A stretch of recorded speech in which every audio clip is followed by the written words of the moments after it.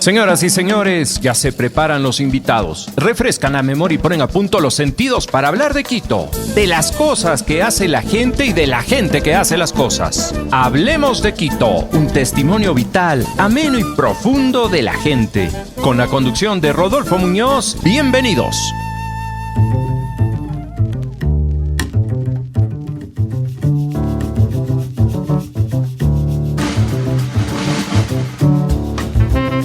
Saludos cordiales, amigas y amigos. La toma en vivo de uno de los estudios de TC Televisión en Guayaquil desató no solo el anuncio de una declaratoria gubernamental de guerra interna para frenar a las bandas delincuenciales, sino también desató un pánico colectivo en medio de acontecimientos ciertos y otros falsos. Cuando se estudie desde las ciencias de la comunicación social los hechos del martes 9 de enero, seguramente se entenderá lo vulnerables que somos cuando súbitamente sentimos estar bajo el ataque de seres que podrían terminar con nuestra seguridad y la vida. Esa tarde, miles dejaron sus trabajos y retornaron atropelladamente a sus hogares.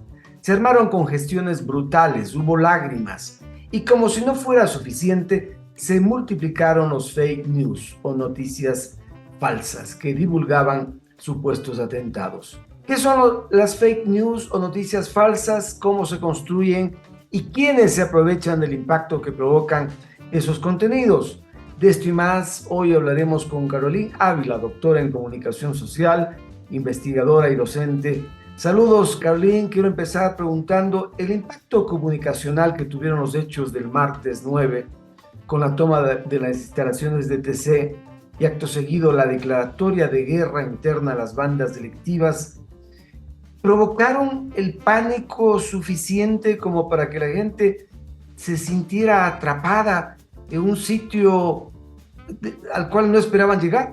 Sin lugar a dudas, querido Rodolfo, muchísimas gracias por la invitación. Un saludo muy cordial a usted, a la audiencia. Creo que en la historia del Ecuador, de quienes al menos podemos llevar algo de registro de la misma, muy pocas veces se pueden contar momentos tan dolorosos, tan duros como estos, ¿no? Eso yo puedo también asociar con las tragedias familiares de abril de la pandemia, del año de la pandemia, particularmente abril del 2020, cuando íbamos contando muertos en las calles, en las veredas, en las plazas. Entonces yo creo que hay momentos en donde los registros de la historia, acompañados de lo que sucede, por supuesto en los medios de comunicación, dan cuenta de las condiciones socioemocionales y que nos pone muy vulnerables, muy sensibles. En Cuenca, que es la ciudad en donde vivo, pudimos notar eso en particular a raíz de la transmisión de lo que estaba pasando con los colegas de TC Televisión, en donde la gente comenzó a salir de los trabajos, usted lo describió muy bien, inclusive confundiendo portazos con balas, confundiendo sirenas con el auxilio inmediato que normalmente suele dar en cualquier momento, en cualquier ciudad, con el momento de crisis emocional y social que en ese momento se estaba viviendo. Entonces, sí, es verdad, el tema del pánico de masas que ha sido estudiado en la psicología, pero que a partir del experimento de Orson Welles, ¿no es cierto?, en el 38,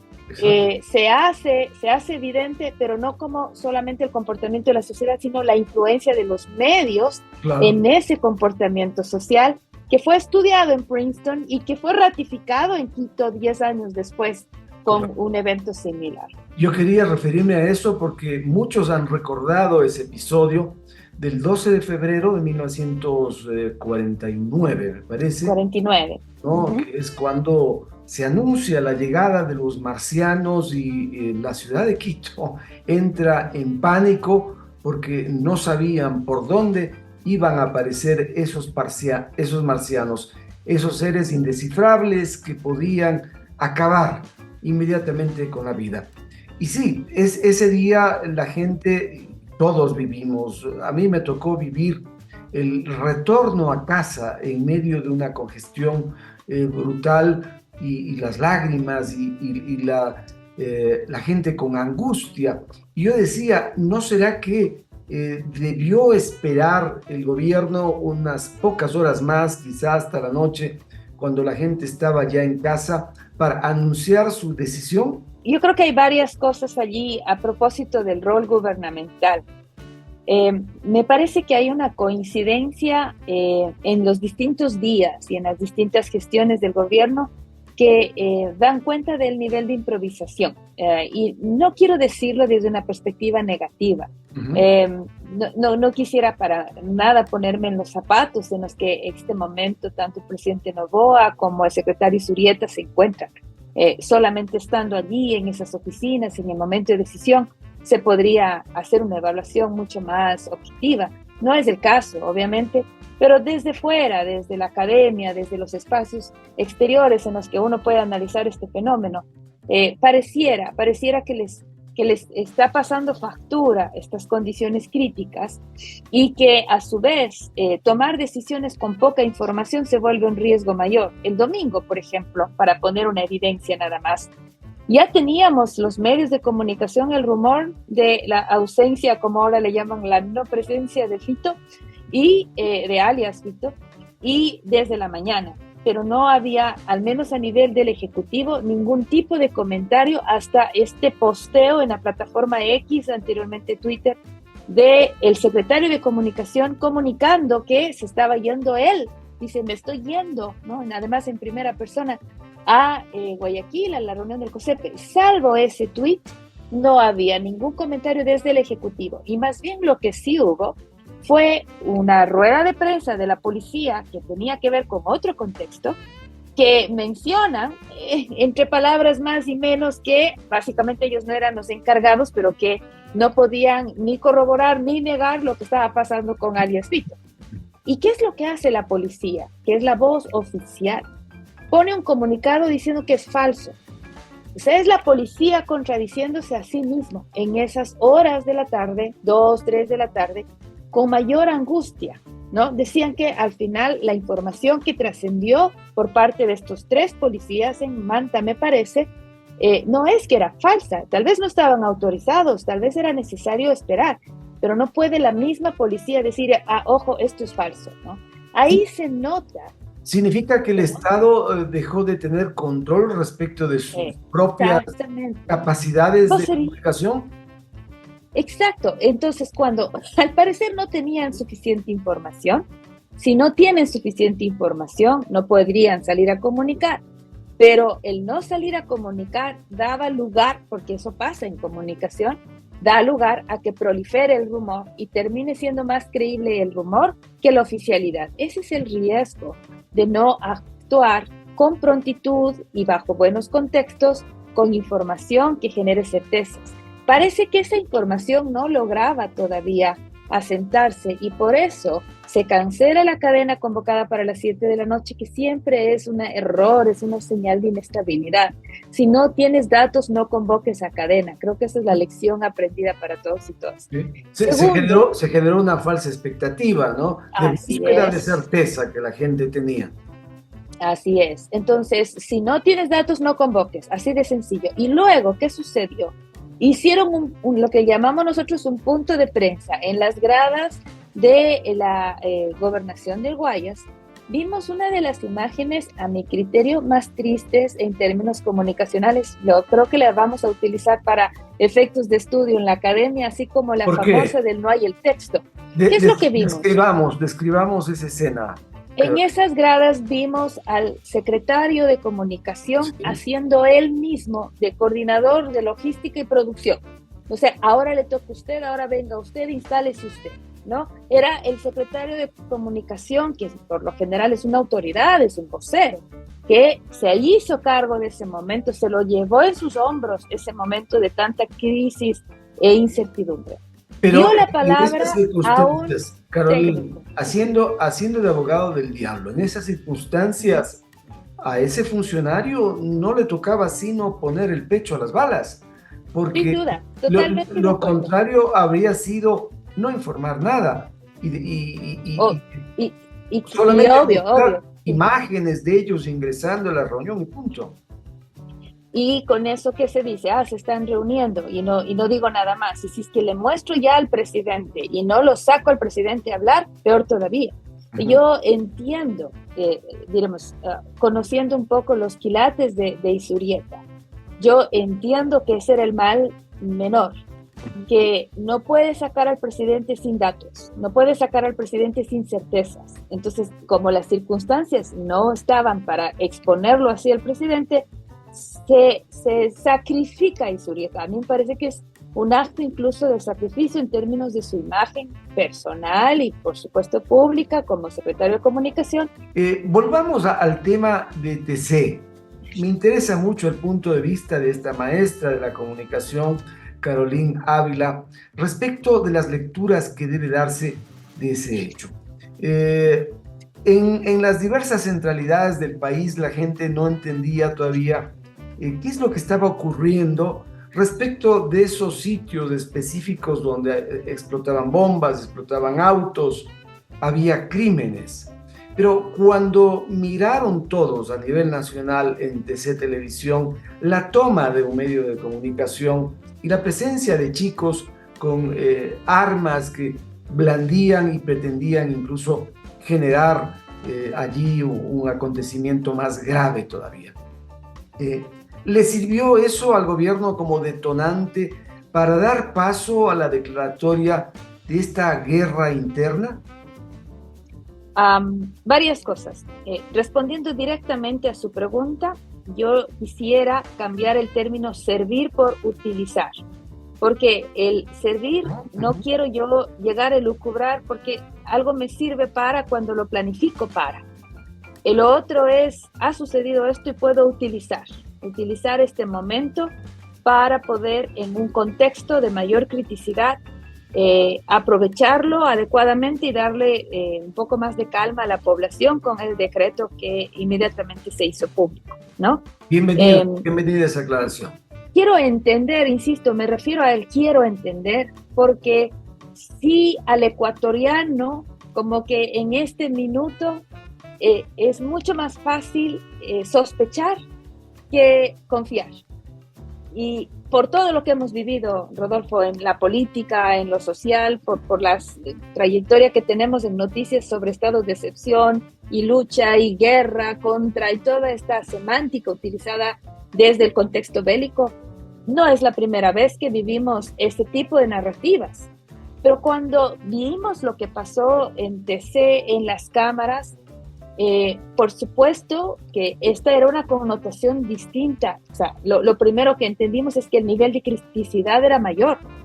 Y bajo esa premisa, el presidente y el gobierno creo que son capaces de leer el contexto y de decir es oportuno ponerle tranquilidad a la población y sacar a Fuerzas Armadas y hacer que el estado de excepción tenga esta diferencia en relación a los otros estados de excepción, que tenga la posibilidad de identificar, como vimos inmediatamente en esa noche, como objetivo militar a estos 20 grupos de delincuencia organizada, que obviamente cambia los temas, la semántica es otra y el contexto que la población tiene también es otro. Y hemos visto esas reacciones. Por ejemplo, hemos visto una población hablando de manera positiva sobre estos esfuerzos. El día viernes hizo pública Social Alert, que es de Golden Company, cómo está la conversación en redes sociales sobre el cuidado de los derechos humanos, a propósito de lo que la ONU hizo público. Y el 65% de la población comenta en términos negativos. ¿Qué quiere decir esto? En términos de ellos no tienen derechos, hablando de los terroristas como han sido así etiquetados, por lo tanto estarían de acuerdo con el nivel de violencia institucionalizada en el ejército en esta intención de repeler a los objetivos militares que ya han identificado.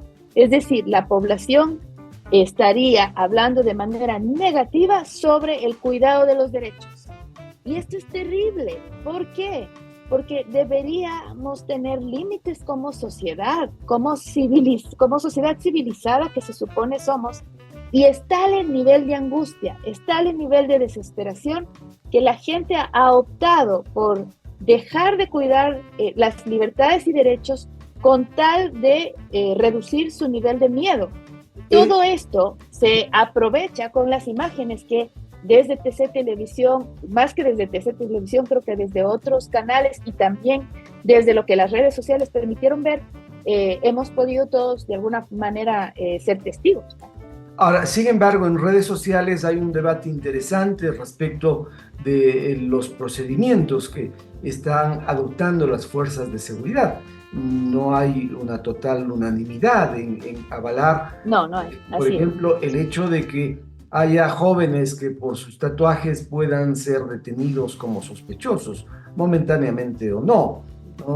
Hay cierto debate que puede terminar siendo interesante para adoptar posturas colectivas, porque finalmente el problema de la inseguridad y de la violencia no solamente le compete al gobierno central en particular, sino que todos debemos tener alguna postura y algún grano de arena para aportar.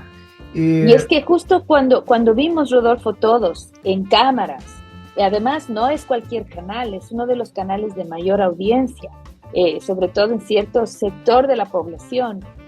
Lo que sucede es que abonas este contexto, esta suerte de ambiente de mayor incertidumbre y desesperación.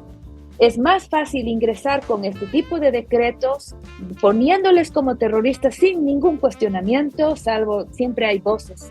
Yo recuerdo una que era la de Ramiro Ávila, el ex juez, que fue absolutamente maltratado en redes sociales.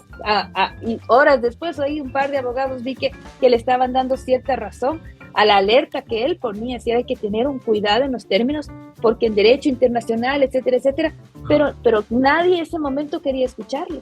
Ahora, y eso lamentablemente se abona, ¿no? Por esta circunstancia que todos vimos en casa. Caroline, probablemente es el hastío que ha llegado a tener la gente, porque sin duda han habido largos años de desamparo, y entonces están buscando algo de donde asirse, porque si no, sienten muchos que van a naufragar, ¿no?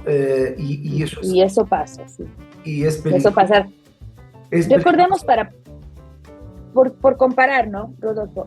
Una de las cosas que se estudiaba, por ejemplo, en ciencia política y en sociología política, como por ejemplo el ciudadano norteamericano, el ciudadano estadounidense, permitía en la época más fuerte de la guerra contra el terrorismo decretada por George Bush posterior al 9/11, a que se pueda abrir la correspondencia, a que se pueda rescindir del derecho a su privacidad, todo en aras de la seguridad. Recordemos que para la sociedad estadounidense ese es uno de los derechos más sagrados, el de la correspondencia, y estaban dispuestos a ceder con tal de poder combatir el terrorismo.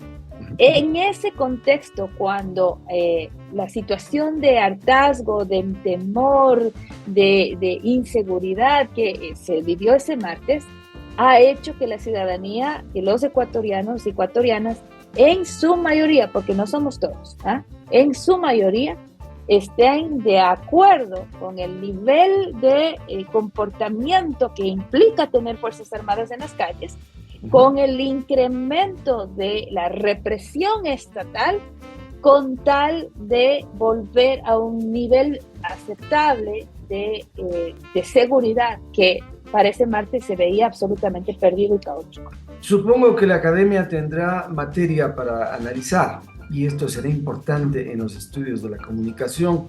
En Europa, fundamentalmente, Caroline, cuando estos grupos subversivos, incluso algunos calificados también como terroristas, actuaban, digamos, banderas rojas en Italia, Rosetta en España. En España. Llegaban a los medios de comunicación y tenían un propósito fundamental: transmitir un mensaje, decirle al país lo que ellos consideraban, ¿no? Y hasta grupos de delincuencia común han hecho tales cosas.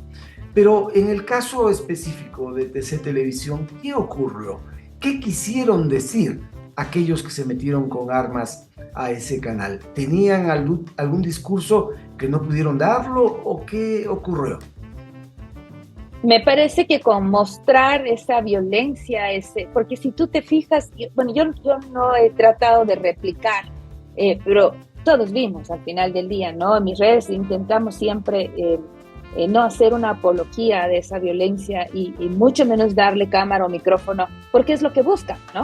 Pero cuando estas imágenes que siguieron transmitiéndose en TC, ya luego nos explicarán cuál era el valor estratégico de seguir transmitiendo, porque es que tranquilamente se podía cerrar esa transmisión. Ustedes manejan muy bien esas condiciones técnicas y sin embargo siguieron transmitiendo.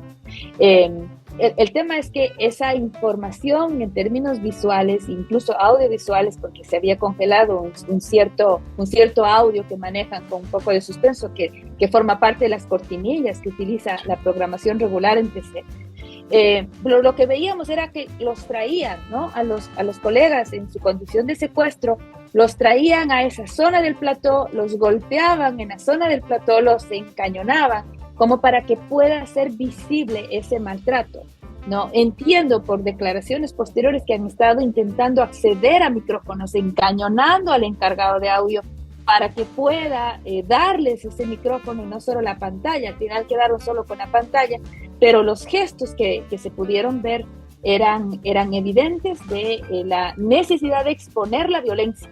Ahora, no tanto de exponer un manifiesto, sino de exponer la violencia, que a mi criterio era como más que suficiente para un objetivo de seguir causando el caos y el terror. Poniendo en otros términos, Cuenca, una ciudad muy tranquila, de las más seguras, esa madrugada amanecimos todos muy asustados porque al menos 3 o 4 detonaciones se dieron en distintos puntos de la ciudad. No se cobraron vidas, pero habían basureros que tenían bombas panfletarias, habían vehículos que se habían incendiado y este tipo de demostraciones, ¿no es cierto?, de violencia, de amedrentamiento, buscan justamente eso, ¿no? Provocar el caos, el terror, dominar a la sociedad en ese sentido. Y claro, las imágenes de TC Televisión dieron lugar para cumplir ese cometido. De ahí el cuestionamiento a otros medios de comunicación sobre sus acciones en aras del periodismo, de cubrir la información. Y frente a eso, porque hay un derecho de acceso a la información que todos debemos y tener, y entiendo que se ha respetado bajo esa premisa, pero también hay ciertos cuidados dentro de la misma deontología periodística, hasta qué punto mostrar esta realidad, asumiendo que es absolutamente real, ¿no? Hasta qué punto mostrar esta realidad con objetividad, con distancia y contexto, le hace bien a la sociedad. Es un cuestionamiento que yo me hago a nivel de pregunta sin pensar si quieren obtener todavía una respuesta, porque justamente, Rodolfo, ese es el debate, ¿no? Ahora, ¿quién hace bien, quién hace mal? En los países donde ya se ha debatido esto, incluso en la hermana Colombia, tan cerquita, ellos tienen ya una política frente a este tipo de actos, porque fundamentalmente son actos violentos y propagandísticos. Quieren que se amplifique la fuerza supuesta que tienen, o verdadera que tienen, estos grupos delincuenciales. No es este el momento de discutir entre todos, en la academia, entre los profesionales de la comunicación, con el Estado, con las facultades de comunicación, qué hacer, ¿no? ¿Qué registro tener para actuar de modo correcto y no hacer que las cosas sigan creciendo más? Así es. Mire usted las lecciones que tenemos de la comunicación en tan solo 4 semanas de la vida ecuatoriana. Hemos puesto a discusión, sin haber cerrado todavía esa conversación, sobre el valor de la fuente, el cuidado de la fuente, el acceso a esa fuente, los tratos con esa fuente. Me refiero a los chats de Norero con Boscán, ¿no?, que han puesto de alguna manera ese tema en la mesa, ¿no?, con muchos periodistas hablando a favor, en contra, en términos intermedios, en fin. Y de igual manera se debería discutir el valor de un trabajo como el que han hecho algunos colegas, Ecoavisa versus Teleamazonas, si tú quieres, y eso que no son los únicos, DRTU también hizo lo suyo, de qué manera cubrir, ¿no? Quizás podríamos encontrar un término intermedio, quizás podríamos nosotros contar qué está pasando, ponerle a Jacqueline que estuvo allí en exteriores, ¿no es cierto? Pero no necesariamente por narrar un hecho tengo que mostrar lo que sabemos que los grupos delincuenciales como estos quieren mostrar, quieren que se muestre. Entonces, ¿hasta qué punto, en aras de cumplir el periodismo y el rol periodístico entendido como el espacio de exposición de lo que está pasando, de esta realidad que se está mostrando, es suficiente justificativo como para al final del día darle cámara y micrófono al terror? Ese es como el cuestionamiento que vale la pena hacerse, cuando podríamos contar los mismos hechos, querido Rodolfo, sin hacer una apología de esa violencia, de ese delito y de estos espacios que son tan duros de mostrar, ¿no? Ahora, sí, y son imágenes duras que estamos terminando de acostumbrarnos. Finalmente se está naturalizando las diversas violencias, estas que hemos vivido en estos días y semanas, y otras que se han transmitido profusamente, generando un estilo que realmente no nos conduce a nada como sociedad. De modo que son momentos oportunos para el debate de estas formas. La misma tarde y noche del martes anterior, Caroline, las autoridades tuvieron que salir a desmentir algunos hechos supuestos. En redes se había publicado una foto, por ejemplo, de unos supuestos rehenes en una estación del metro de Quito, y también un video de un operativo policial en el que se había abatido a 2 personas en la calle Coruña, al norte de Quito. ¿Cómo puede explicarse esos hechos? ¿A quiénes favorece esa divulgación de noticias falsas? Yo creo que hay que pensar al menos bajo los 2 términos que la academia asocia con las noticias falsas. En primero, ha habido una gran discusión sobre el no llamarlo fake news, sí, ni noticia falsa. Recordemos que crece esta cuña, esta terminología con Donald Trump, porque ninguna news debería ser fake. Partamos por ahí, ¿no es cierto? Una noticia que no tiene su condición de verdad no debe llamarse noticia. ¿Qué se le debe llamar? ¿Bulo? Tergiversación o desinformación. Y hay como 2 cosas distintas también en ese contexto, ¿no? Lo tergiversado implica aquello que se sabe que tiene esta dirección y lo torcemos. A propósito se tuerce, ¿no? Entonces, allí puede haber una mala intención de faltar a la verdad, y no solamente faltar a la verdad, sino además darle otra dirección, otro sentido, con una condición de daño o con algún tipo de agenda, algún tipo de intención. Se hace una tergiversación de información. La otra suele ser no tan negativa en términos de la intencionalidad, sino más bien una condición circunstancial muy a tono con los tiempos, que es la desinformación. Y esta se da, por ejemplo, cuando era COVID. En el tiempo de COVID nos dimos cuenta, quienes hicimos un poquito de investigación al respecto, que había como una suerte de desesperación por conseguir información, y que en el contexto de esa desesperación, asociado con una baja credibilidad en las instituciones encargadas de cuidar a las personas, entonces las 2 cosas, con los sesgos, además de información, con todos los otros elementos que se conocen en comunicación, hace que la gente le termine dando crédito a aquello que quiere darle crédito, ¿no? Porque hay una exposición selectiva a esta información y no esta, porque ellos me mienten, porque las farmacéuticas, porque las razones que usted quiera. Entonces, es el ciudadano que opta por escoger su propia dieta comunicacional y termina, lamentablemente, con un caos la UNESCO lo llamó infoxicación, es decir, demasiada información que te aturde, ¿no? Te intoxicas de tanta cosa y que terminas tomando decisiones equivocadas.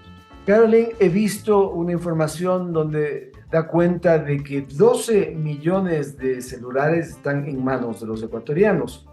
Eso significa que todos son potenciales consumidores y productores de información. De modo que es muy difícil para la institucionalidad, para la sociedad en general, tener algún tipo de filtro y control y no ser timados y manipulados. Este es un tema que también amerita un debate serio en el Ecuador, porque hay que decidir qué hacer. En la academia tenemos algunas líneas asociadas con la alfabetización mediática. ¿Por qué? Porque son espacios, hablando por ejemplo de las plataformas, que la regulación no depende necesariamente de cada país, salvo China, que ha hecho lo suyo, pero con todas las objeciones internacionales habidas y por haber, Rusia también, que tiene ciertas páginas prohibidas y tal, pero en el caso generalizado, más bien, este tipo de regulaciones tienen que forzosamente combinarse entre lo que el Estado permite y lo que la plataforma también hace, ¿no? Y sí hay una exigencia en el debate internacional sobre los cuidados, por ejemplo, para los niños, cierto control parental y tal, pero más allá de eso, fluye todo tipo de contenido. Y ante la tergiversación de información, sí hay críticas y fuertes sobre cómo podría autorregularse cada una de estas plataformas o qué tipo de direccionamiento los dan ahí, una pequeña oficina en donde a partir de clics pueden levantar la violencia en Bolivia o bajarla, ¿no? Que era uno de los ejemplos que se daba a propósito de lo que sucedió también en el vecino país hace unos años atrás. Entonces, a lo que vamos es, en este escenario de tanta fragilidad para los usuarios de toda esta gran cantidad de plataformas que además responden a economías poderosas, porque hay que decir que detrás de eso hay mucho dinero también, lo que queda es que el usuario sea capaz de manejar este aparatito con un poco más de criterio. A eso se dedica la alfabetización mediática, que es enseñarles niños, jóvenes y adultos mayores, ¿no?, las condiciones en las cuales uno puede acceder a estas plataformas, pero también la capacidad de discernir sobre esos contenidos, aquello que pueda ser o no confiable versus útil para la sociedad versus lo que se sabe que se desarrolla pues sin ningún tipo de control y depuración. Esa alfabetización mediática. Carolina, esa podría ser una política pública debería desde la academia, porque sí, creo que la academia también tiene la obligación de mojarse el poncho en términos populares. Y ahí nos quedamos cortos, hay que decir, las críticas vienen desde la autocrítica también. Por ejemplo, ¿cómo se podría resolver? Deberíamos tener capacitados a todos nuestros docentes y en el sector fiscal, dando ejemplo, poner una materia asociada con el cuidado y con le llamamos también a esto competencia mediática, es decir, que los niños y jóvenes desarrollen competencias para poder hacer un mejor uso de esta tecnología. No solamente alfabetizar, es decir, qué es en YouTube un video, qué es en TikTok el contenido que tienes, no, sino además competencias, es decir, por ejemplo, cómo producir un video, cómo hacer una información, cómo acceder ahora a ChatGPT a propósito de la inteligencia artificial. Y bajo esos contextos de competencia y de alfabetización, aprovechar para enseñarles a los usuarios a ser críticos del contenido que están recibiendo. A mí me parece que en las universidades tenemos que tener, así como les enseñamos a escribir académicamente hablando, se llama la materia escritura académica, así como hablamos de deontología de la profesión, porque cada profesión tiene su deontología, su ética, también tiene que haber de manera transversal rubros asociados, materias asociadas a las competencias mediáticas. Es el camino más largo, más escabroso, pero yo no veo, al menos desde la academia, otra solución posible, así en términos de capacitación, que sea más rápida que esta, que es darle herramientas al usuario para poder elegir entre aquello que le está informando con fuentes verídicas y aquello que lo único que hace es escandalizar, promover más morbo, etc. Esas buenas prácticas en el uso de los contenidos digitales son indispensables para tener una sociedad más informada y mejor informada. Ahora, esto no puede ir solo. Académicos de Latinoamérica, de Chile en particular, han identificado que es más frágil, una persona más susceptible de darle crédito a este tipo de desinformación o tergiversación, si es que además los organismos institucionales, aquellos que son llamados a darle certezas, no lo hacen. Cuando estos organismos pierden credibilidad, los sujetos están mucho más vulnerables, de manera que la solución tiene que ser estructural a propósito de la desinformación. Correcto. No solamente desde la educación, sino también los medios de comunicación, los organismos públicos, por ejemplo, el Ministerio de Salud, guardar el cuidado de su credibilidad, de su reputación y lograr que los ciudadanos confíen en el aparato institucional. Eso es más difícil. Ahora, hay medios, a pesar de que algunos ya tienen más rigor en esa materia. Yo veía el propio día martes como algún medio impreso divulgó online inmediatamente o unas pocas horas después diciendo esto es mentira, no ha ocurrido, no hay tal problema en el metro, no hay rehenes, no ha habido un enfrentamiento en La Coruña. Pero hay otros medios que, no sé, quizá de menor estructura, de menor personal, que terminan cayendo en aquellos problemas de transmitir cosas falsas. Ya sea también qué recomendar a los periodistas y a los medios que quizá no tienen un personal numeroso o que requieren mayor rigurosidad. Creo que es un medio que recurra a este tipo de prácticas una y otra vez, se está causando daño a sí mismo, ¿no? Y va a perder la opción de su audiencia, la credibilidad de su audiencia. Hay una corriente en materia de comunicación en donde va muy en la línea de se autorregulen los medios y que sea la audiencia el único juez. Existen otras corrientes, académicamente hablando, en donde dicen tampoco es que tienen esa libertad los medios, tampoco es que tienen una patente corso para poder hacer lo que les dé la gana, y debe haber algún tipo de regulación al respecto, y que en ese contexto de una regulación, aunque sea mínima, pero regulación al fin, este tipo de prácticas tienen que ser de alguna manera advertidas o sancionadas, según sea el caso. Es mucho más complejo. Nosotros en el Ecuador hemos vivido todos los escenarios posibles, desde esta suerte de espacio de juicio que era la super de comunicaciones, como la superintendencia de comunicaciones, perdón, como lo que en este momento, digamos, se vive, que es una suerte de declaración grande de buenos deseos, pero con muy poca capacidad de ejecución, que es la ley de comunicaciones que ahora está vigente. Yo le decía hace un momento, Caroline, que hay una especie de naturalización de la violencia. La gente ya lo ve como algo normal y eso podría incluso ser un factor que esté incidiendo en la multiplicación de jóvenes que están dispuestos a vincularse con los eventos violentos. Si hay telenovelas, series que reproducen vidas gangsteriles, pues para chicos que no tienen la menor esperanza, el ser parte de esos clanes del mal realmente es en la puerta de la esquina. Y ahí, por ejemplo, quiero en la misma línea conversar un poco lo que dijo Jorge Núñez en una reciente entrevista a unos medios de comunicación internacional. Jorge Núñez es un investigador del Observatorio de las Cárceles y que en el caso, por ejemplo, de la Universidad de Cuenca ha trabajado fundando el Centro de Estudios Caleiros, que está justamente en la mira de la investigación social. ¿Qué decía Jorge?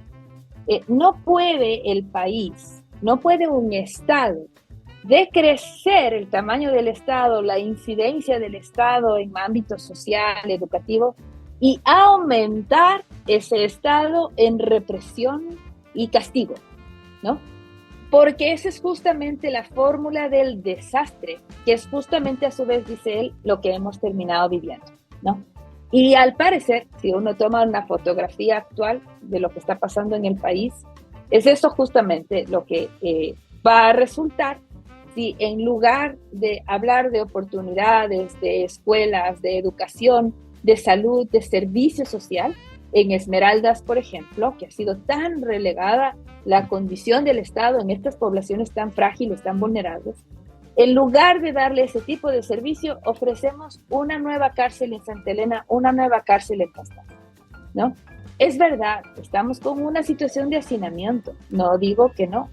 Sin embargo, ese tipo de crecimiento del Estado tiene que guardar un correlato también con lo que, y haciendo las mea culpas correspondientes, con todo el terreno retrocedido en términos de incidencia del Estado en la vida de este sector social en particular, identificando con inteligencia estos sectores deprimidos en donde mayor participación estatal se requiere, pues es posible que tengamos mejor resultado que aumentando las cárceles. Lo que decía Jorge Núñez es que en este momento las cárceles administradas así como están en manos de los grupos delincuenciales, no necesariamente para nada, diremos, son espacios de reconversión, de rehabilitación. ¿Qué es lo que son? Centros de reclutamiento. Y el Estado es el primer aportante. Es terrible esa condición, pero es una descripción absolutamente real y honesta la que está haciendo Jorge Núñez al hacer esta investigación. Sí. Algo tiene que cambiar adentro. No se cambia con más cárceles si es que no existe una necesaria renovación de ese proceso de administración carcelaria que hasta ahora estamos teniendo. Tiene que cambiar adentro y tiene que cambiar afuera, ¿no? El Estado, la sociedad en general requiere invertir más en educación, en empleo.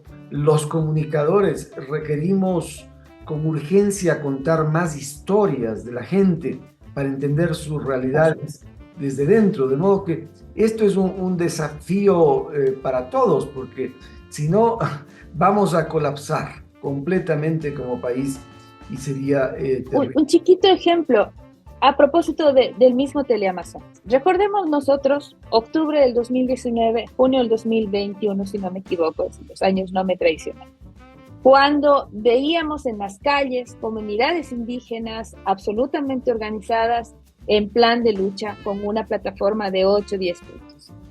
Claro, en ese momento, sobre todo en Quito, había mucha inconformidad y alerta, diríamos, por esta circunstancia en particular.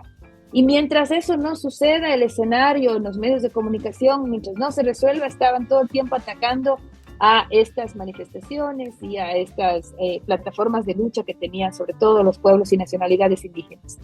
Cuando se resolvió, Teleamazonas saca un ciclo de videos de la vida de familias en estas comunidades deprimidas. E inmediatamente quienes pudimos ver, nos dimos cuenta la difícil situación que están viviendo y cuál será el nivel de desesperación de estas familias que les obligan a salir en ese sentido, pero no tanto la gente como su situación, a salir en la búsqueda de una solución ante una situación desesperada de vida.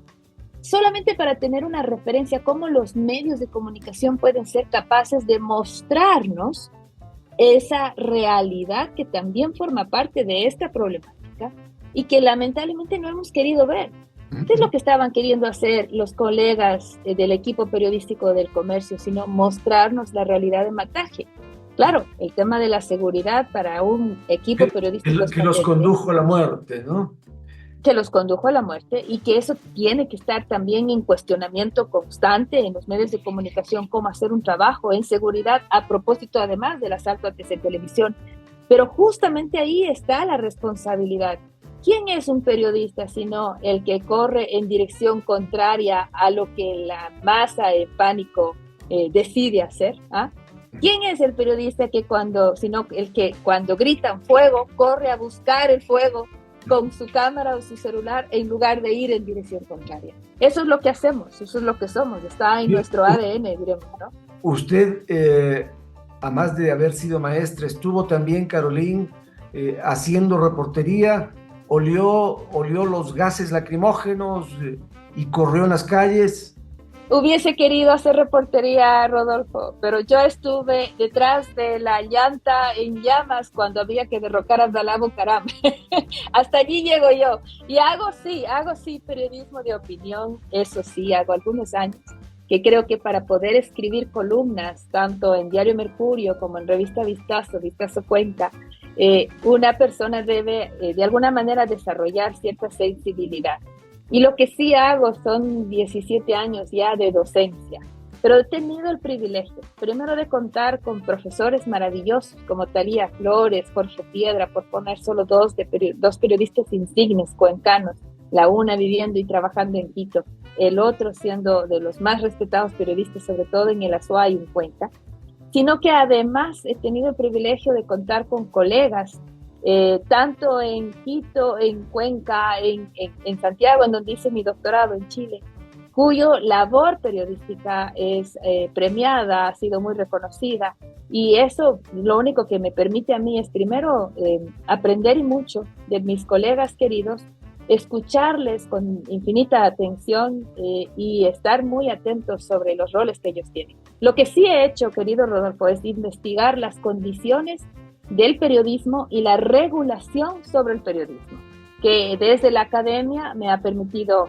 observar. Por eso hablo con tanta pasión cuando, respetando mucho el rol del periodista, insisto con esta idea y muy en la línea además de Kapuscinski cuando decían que no puede ser un buen periodista alguien que no es ante todo una buena persona. ¿Y por qué esto? Porque hay que completar la frase de Kapuscinski, lo menciona en un contexto especial. Él decía, un periodista necesita buenas fuentes, bien cuidadas, bien conservadas. Si no tiene fuentes, no es periodista. Entonces, cuando vemos el ejercicio del periodismo, a partir de esas fuentes cobra valor.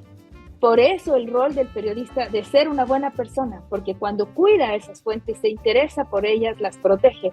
Y por eso somos capaces de no revelarlas, so pena de cárcel, y lo iríamos y haríamos esto con todo honor y orgullo, porque ese es el periodismo genuino, ¿no? El que cuida además a esa fuente que muchas de las veces son las víctimas. La pasión de Carolina Ávila muestra cómo ama lo que hace, y ahora como maestra formando a periodistas, pues tiene todo el valor y todo el conocimiento para infundir en ellos con posturas profesionales apropiadas. Mil gracias, Carolina, por aceptar esta conversación con nosotros en este momento en el cual debemos también plantear qué papel deben jugar los medios y los comunicadores en medio de una crisis de violencia. Amigas y amigos, les mandamos un fortísimo abrazo. Nos volveremos a encontrar el próximo domingo a las 10 a través de Radio La Red 102.1 FM o en nuestras plataformas en YouTube. Hablemos de Quito con Rodolfo Muñoz. Que la pasen muy bien. Hasta pronto.